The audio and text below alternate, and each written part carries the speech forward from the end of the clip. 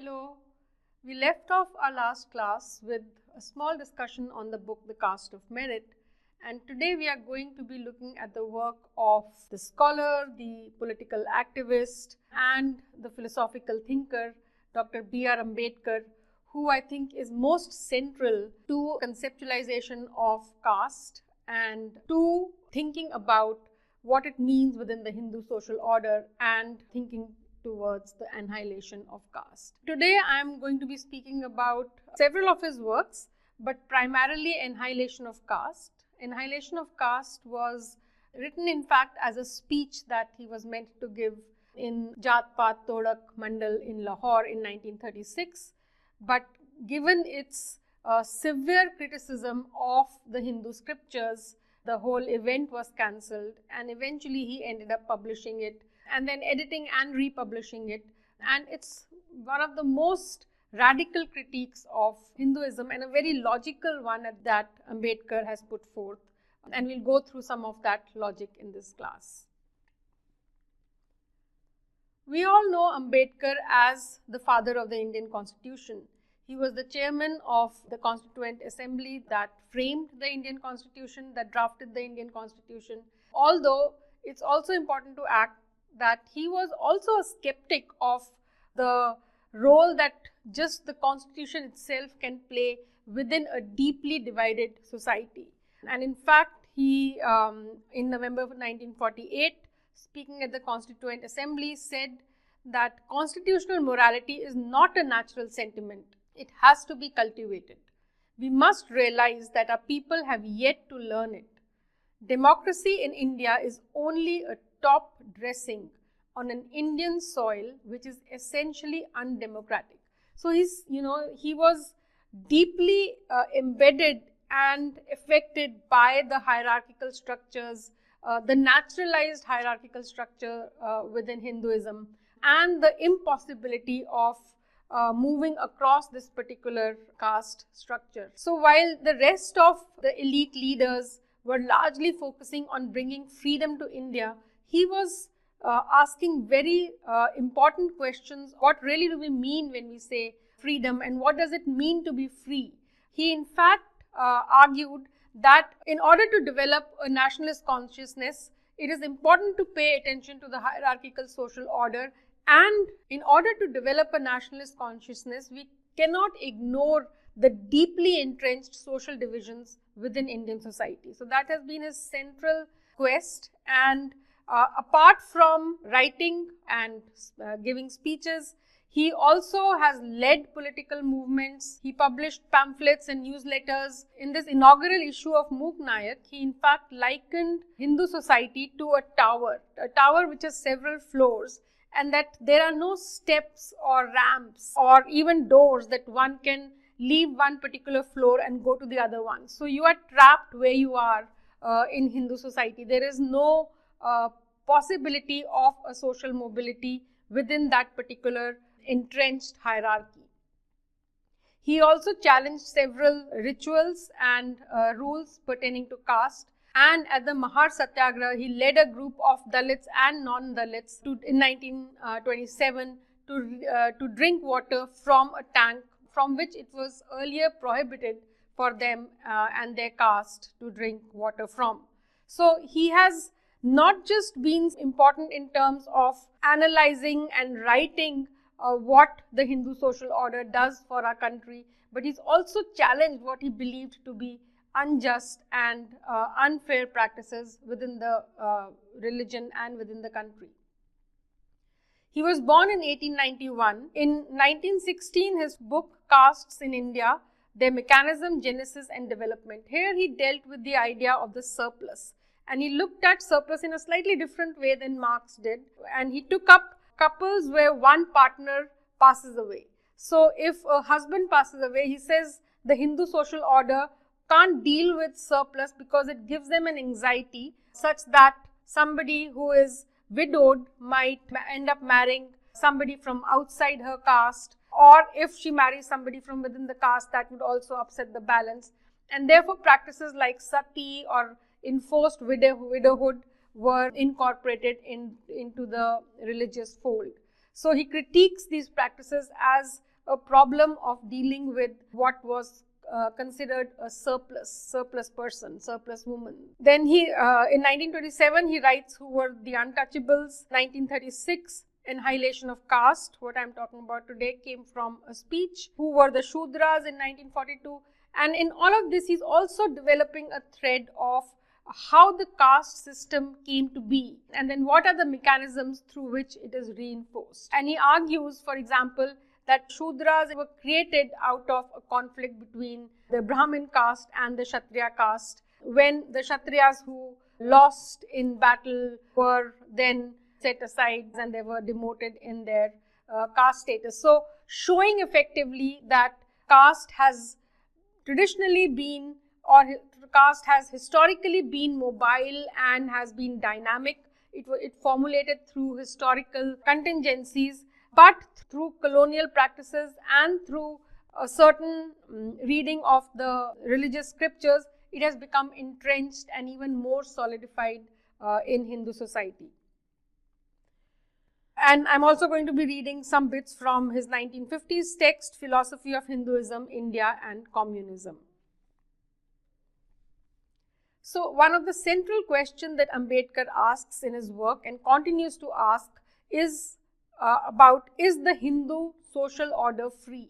Now, this question, apart from coming from his very own experience of being discriminated against as a Dalit person, as a Dalit scholar, as a Dalit politician, it was also embedded in his strong spirit of bringing about a nationalist consciousness where the ideals of liberty, equality, fraternity are important and significant in order to develop a more, in order to develop the democratic society that was being aimed at. So, Ambedkar's measure of free and freedom rests on the recognition of the individual in the order and on fraternity, equality and liberty. So, when he's asking freedom, he's also writing about what does it mean when we say free, like what does freedom really mean. So, he says, this is a settled question after the French Revolution, and there are two things. One is that in societies where freedom is valued, the individual is valued, right? The individual has certain inalienable rights because of the fact that they are rational thinking human beings. However, in Hindu society, this is subsumed under societal norms and societal structures. The individual is not valued as an individual. Moreover, in a free society, associational life should be premised on the notions of liberty, equality and fraternity, brotherhood, of one being equal to the other in that associational life. This too is not the case, and let us now go and see, let us see in the further slides how he attempts to explain that. So, in asking the question, does the Hindu social recognize the individual? He writes, the Hindu social order does not recognize the individual as a center for social purpose. For the Hindu social order is based primarily on class or varna and not on individuals. Originally and formally, the Hindu social order recognized four classes: Brahmins, Kshatriyas, Vaishyas and Shudras. Today, it consists of 5 classes, the fifth being called the Panchamas or untouchables. The unit of Hindu society is not the individual Brahman or the individual Kshatriya or the individual Vaishya or the individual Shudra or the individual Panchama. Even the family is not regarded by the Hindu social order as the unit of society, except for the purpose of marriage and inheritance. The unit of Hindu society is the class or varna, to use the Hindu technical name for class. So, he firmly establishes that the Hindu social order does not recognize the individual as an important social category or an important social unit. In fact, it is the jati or the varna, the class or the caste that is central in the Hindu social order. He then goes on to ask, so does the Hindu social order recognize fraternity? And here he writes, the Hindu social order is based on the doctrine that men are created from different parts of the divinity. Now, this he also argues is different from what other religions talk about. Other religions primarily assert that all beings are created by God. In the Hindu social order, all beings are created by God, but then there is a next, he argues, more important qualification. They are created from different parts of the divinity. The Brahman is no brother to the Kshatriya because the former is born from the mouth of the divinity, while the latter is from the arms. The Kshatriya is no brother to the Vaishya because the former is born from the arms and the latter from his thighs. As no one is brother to the other, no one is a keeper of the other. So there is no sense of fraternity in this particular way of looking at the world. He quotes from Manusmriti, and he quotes extensively in this text, the philosophy of Hinduism from Manusmriti, to show how humans in the Hindu social order are differentiated so strongly on the basis of their caste. So including, he's talking, in that he talks about the dress, he talks about punishments, he talks about how, what is the role of each one. And there is one small text from there that I've picked up in which he writes, the staff like of a Brahman shall be made of such length as to reach to the end of his hair, that of the Kshatriya to reach his forehead, and that of the Vaishya to reach the tip of his nose. So even that is specified. The next questions he asks are, does the Hindu social order recognize equality, and does the Hindu social order recognize liberty? Now, he breaks down liberty into two kinds of liberty. One is civil liberty and the other is political liberty. And civil liberty is the freedom to act as I wish, to be able to speak, to be able to move freely, to be able to associate freely, and so to be able to be educated. All of these come under civil liberties. And political liberty is the freedom or the possibility of engagement in crafting the rules that governs oneself. So, does the Hindu social order have equality and civil liberty and political liberty? And these are central questions, because he is here trying to understand, if we are asking for a democratic society, if we are asking for freedom, what does it mean to be free? Like, what does it mean for India to become a free country? And can we actually ever be a free country if we are ingrained with such hierarchical principles, if we are embedded in such hierarchical principles, and if the hierarchies persist, inequalities persist, then how is one to be free? He writes, a Hindu sits down to a meal either alone or with his caste fellows. The woman cannot eat with the man. They wait till their lords have finished. He sits with a square marked off on the ground, that is the chauka, inside which is the chula or cooking place.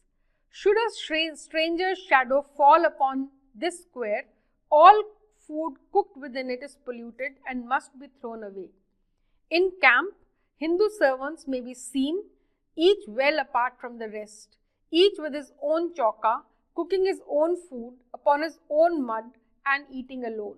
So, basically, one, there is no equality. Each one must dine with their caste fellows. There is no freedom or liberty of movement, let alone that of the possibility of making the rules that govern themselves. After having identified the answers to his questions that it is not a free social order, he then starts to describe and define what does it mean to be a Hindu social order. And he comes up with three things. The first one he titles graded inequality. For graded inequality in Annihilation of Caste, Ambedkar writes, caste system is not merely a division of labor. It is also a division of laborers. That's very important. It's not just a division of labor. It is a division of labor, but not just that. It is also a division of laborers. Civilized society undoubtedly needs division of labor, and we've spoken about division of labor with Durkheim, we've spoken about it with Marx, with Adam Smith, and Ambedkar looks at it in a contextual situation of Hindu society, where it's not merely a division of labor, it's a division of laborers. But in no civilized society is division of labor accompanied by this unnatural division of laborers into watertight compartments. Caste system is not merely a division of laborers, which is quite different from division of labor. It is a hierarchy in which the division of laborers are graded one above the other. In no country is the division of labor accompanied by this gradation of laborers. The first and foremost thing that must be recognized is that Hindu society is a myth. The name Hindu is itself a foreign name. It was given by Mohammedans to the natives for the purpose of distinguishing themselves. So there is not even a fraternity. There is, it is a graded system, and there is no sense of brotherhood, which is central to any imagined community, as we learned. It does not occur in any Sanskrit work prior to the Mohammedan invasion. They did not feel the necessity of a common name because they had no conception of their having constituted a community. Hindu society as such does not exist. It is only a collection of castes. Each caste is conscious of its existence. Its survival is the be-all and end-all of existence. A caste has no feeling that is affiliated to other castes except when there is a Hindu-Muslim riot.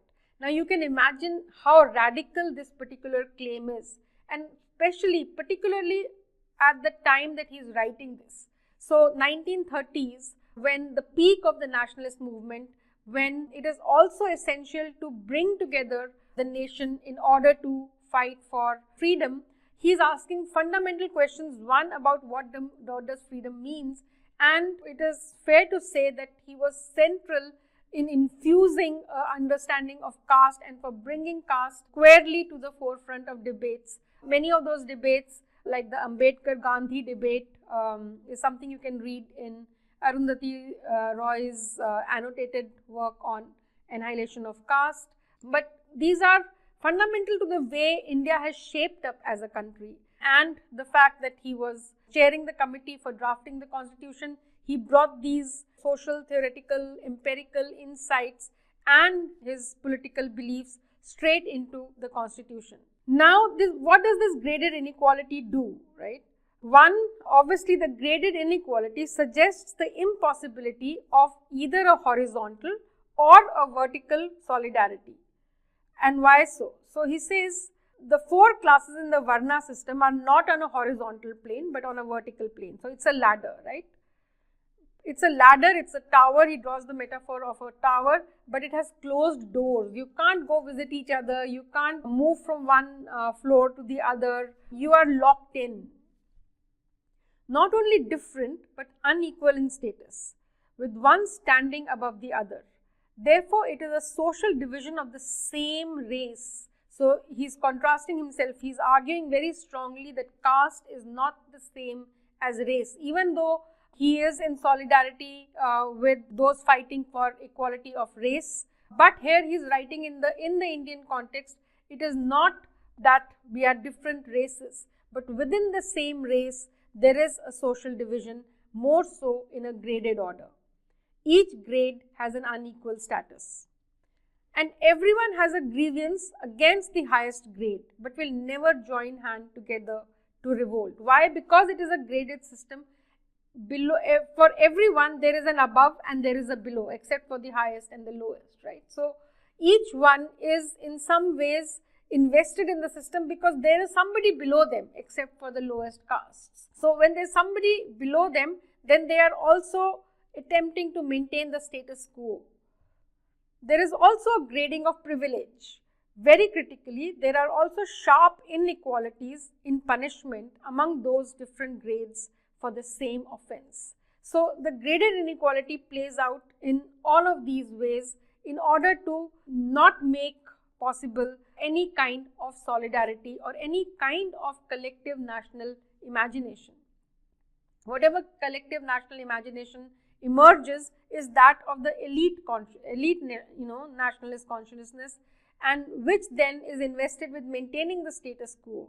The British too, when asked to bring about radical caste reform, in fact the caste census, for example, actually solidifies these castes much more, because they had established their whole empire through negotiations and bargaining with the nationalist elite.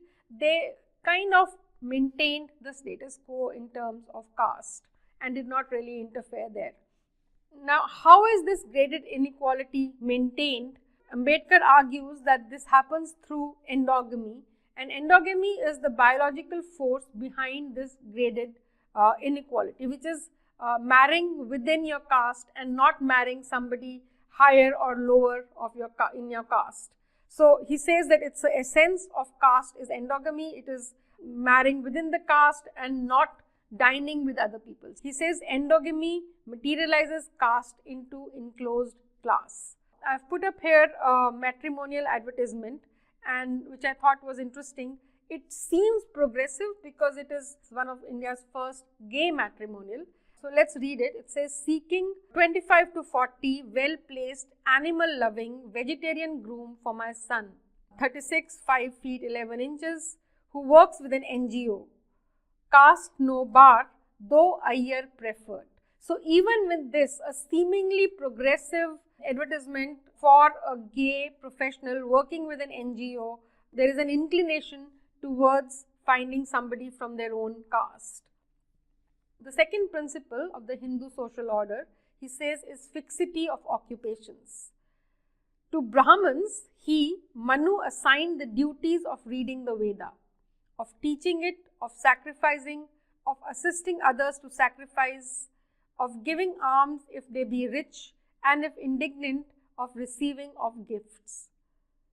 To defend the people, to give alms, to sacrifice, to read the Veda, to shun the allurements of sensual gratification are, in a few words, the duties of Kshatriya. To keep herds of cattle, to bestow largeness, to sacrifice, to read the scriptures, to carry on trade, to lend at interest. Very interesting. So, to lend at interest forms one of the occupations of the Vaishya. And to cultivate land are prescribed or permitted to the Vaishya. One principal duty the supreme ruler assigns to a Shudra, namely to serve the before mentioned classes without depreciating their worth. So for each caste there is a prescribed occupation, right? So it's a graded system, it's a graded inequality. Everyone has their position in that particular social order. And in that particular position, what you can do is also prescribed. This prescription then leads to a differential in the access or ownership of resources and opportunities, right? So whereas the Shudras don't end up accumulating, in fact, accumulation is considered taboo for the Shudras. Their purpose is just to serve, and as you go up the caste hierarchy, there is increasing access to resources, there is increasing accumulation of wealth and social status, and therefore the graded inequality becomes even more entrenched in terms of socio-economic and cultural hierarchies. Very similar to the habitus that Budo talks about, right? When we ended with caste of merit, we spoke about how the upper castes end up consolidating their privileges and actually seeing the merit as something that is their personal achievement rather than as a form of privilege.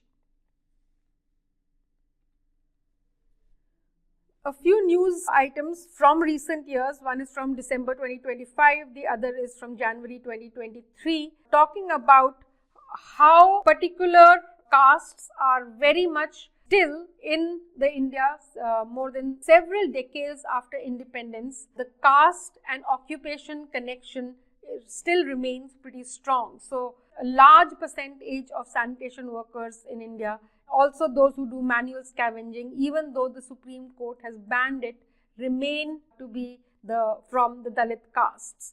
I also recently read a newspaper article about the central government, the Indian Railways, as being one of the largest employers of those who do manual scavenging, even as it is outlawed, right? And this is similar to what we talked about in the caste of merit. 98% of faculty at top 5 IITs are upper caste. Reservation is not implemented, says Nature article.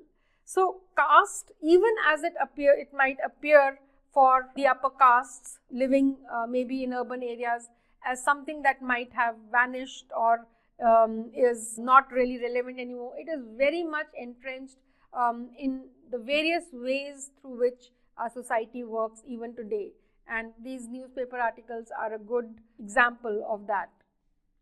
Third description of the Hindu social order that he talks about is the fixity of persons within their respective classes. So, it is not just fixity within the caste, it is also fixity within their respective classes.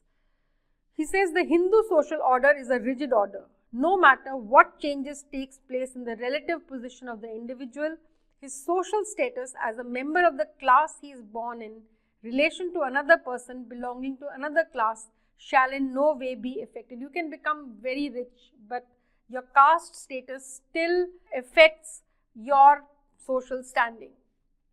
The first shall never become the last shall never become the first. So, this newspaper article here also talks about how the cases of caste discrimination still persist despite reservations, despite affirmative action. In Annihilation of Caste, Ambedkar further writes, a rejection of the Shastras is necessary to annihilate caste. He says that the caste system is so fundamental to Hinduism, it is so strongly prescribed in the Shastras that unless you reject the Shastras, there cannot be an annihilation of caste. Hereditary priesthood must be abolished, and intercaste marriages, he argues, can abolish caste. This is only another way of saying that turn in any direction you like, caste is the monster that crosses your path. You cannot have political reform, you cannot have economic reform unless you kill this monster. So, this has been Ambedkar's constant reminder to the nationalist elite, asking very important questions about how can you imagine a nation which is based on and resting on a hierarchical system. You have to erase that hierarchical system in order to actually imagine oneself as a community. Annihilation of Caste is often considered a piece of utopian writing, a utopian document, because it imagines a society which is more equal, which is based on liberty, equality and fraternity, and that he calls what we need is a social endosmosis.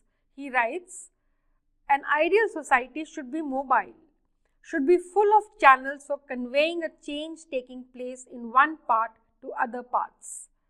In an ideal society, there should be many interests consciously communicated and shared.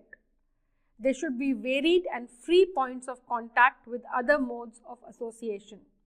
In other words, there should be social endosmosis. This is fraternity, which is only another name for democracy. Democracy is not merely a form of government. It is primarily a mode of associated living, of conjoined communicated experience. It is essentially an attitude of respect and reverence towards fellow men. With this, I will leave the class, but these are very important words to think about as we take our democracy forward and as we learn newer ways of engaging with those who might appear different than us, who might have different views than us, but how do you remain dynamic and mobile and evolve towards an actually truly existing fraternity where liberty and equality are the norm. Thank you so much. See you in the next class.